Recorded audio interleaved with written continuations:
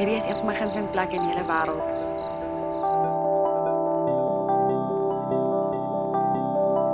Kom altyd hiernatoe as ek nodig het om te dink of te ontspan.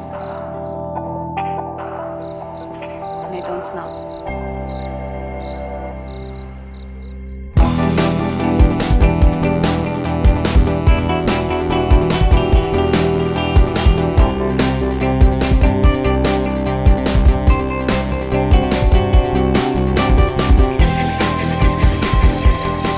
Oké, dan is het jou weer. Vir my weer wat. Please, jou weer so bad. Stort my hart uit vir jou nou. Dit is my grootste droom.